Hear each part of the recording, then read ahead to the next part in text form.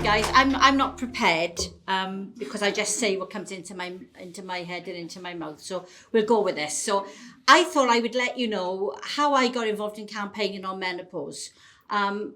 It goes back to why on earth was I an MP? I was a dinner lady and a barmaid.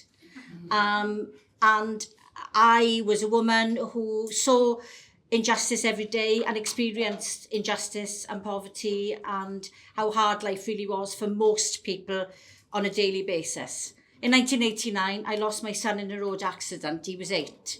And it was a tough time and it took me a long time to get over that.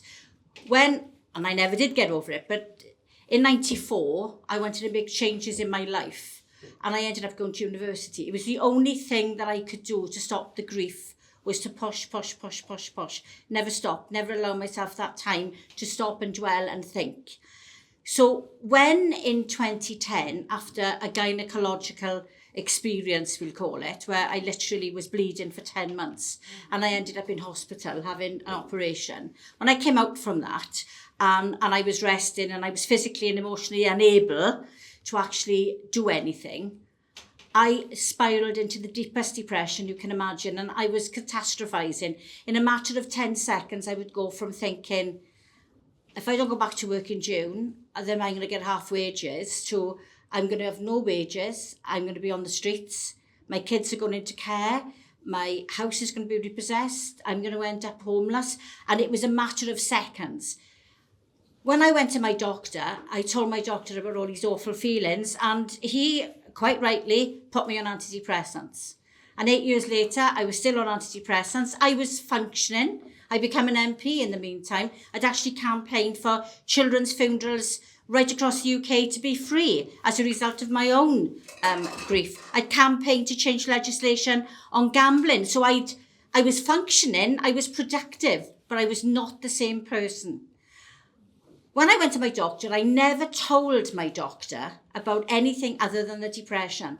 I thought, because generations behind me had thought, the fact that when you get up off a chair and you say, age doesn't come alone, the fact that you have to lay under an open window just to try to get some breath into your body to be able to breathe, the fact that you had itchy skin, which I could have scratched all night, or that my legs would be jumping all night and I didn't get any sleep, or I couldn't sleep, and all these things. I never talked about any of these things because everybody I knew had them. Every woman in my life suffered the same thing. The numbers of my friends who'd had anxiety and depression, had wanted to kill their husband, had wanted to kill themselves, unfortunately.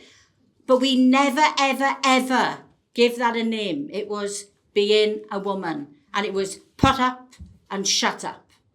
And then during this period, I started to meet some women who started to talk to me about perimenopause and menopause, and they started to tell me about how lacking GPs are in medical school.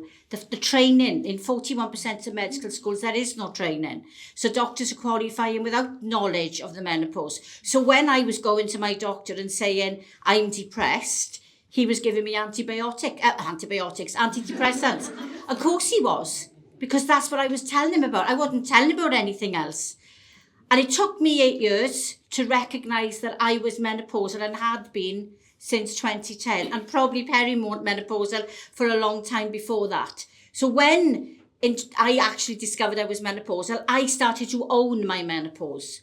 And I did not let it control me, I controlled it. For me, I went on HRT and then I ended up campaigning to get women in England a one-off payment for HRT once a year, because I live in Wales and we don't pay for prescriptions, and they don't pay for them in Scotland, and they don't pay for them in Northern Ireland, and I'm working on it here.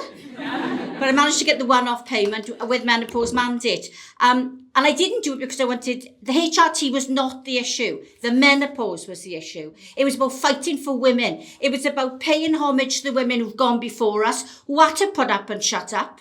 And it was about raising awareness for the women behind us who need to know that they are wonderful from the day they are born, and they can go to their grave wonderful, and they can work as long as they want to, and they can live full, active and lovely lives, and they mustn't let these little niggles and these little pains, they are not, oh, I'm getting older, it doesn't come on its own.